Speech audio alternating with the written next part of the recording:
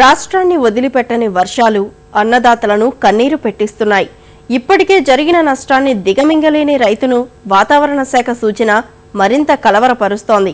జార్ఖండ్ నుంచి ఉత్తర ఛత్తీస్గఢ్, తెలంగాణ మీదుగా దక్షిణ తమిళనాడు వరకు కొనసాగుతున్న అల్పపీడన ద్రోణి ప్రభావంతో రాగల 24 గంటల్లో కోస్తాంధ్రలో పలుచోట్ల, రాయలసీమ, తెలంగాణలో కొన్ని చోట్ల వానలు, పలు జిల్లాల్లో ఉరుములతో కూడిన జల్లులు కురిసే అవకాశముందని నిపుణులు సూచిస్తున్నారు. అకాల వర్షాలు తెలుగు రాష్ట్రాల్ని వదిలేలా కనిపించడం లేదు. రాగల 24 గంటల్లో పలుచోట్ల వానలు కురిసే అవకాశం ఉన్నట్లు విశాఖలోని తుపాను హెచ్చరికల కేంద్రం తెలిపింది.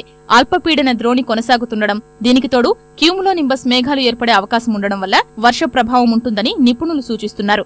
క్యూములోనింబస్ మేఘాల ప్రభావం వల్ల పిడుగులు పడే ప్రమాదం ఉన్నందున అన్నదాతలు అప్రమత్తం కావాలని సూచిస్తున్నారు. నూర్చిన, కోసిన పంట ఉత్పత్తులు వానలకు తడవకుండా జాగ్రత్త చేసుకోవాలి. అధిక నష్టం వాటిల్లే మామిడి, అరటి తోటల్లో భద్రతా చర్యలు చేపట్టాలి.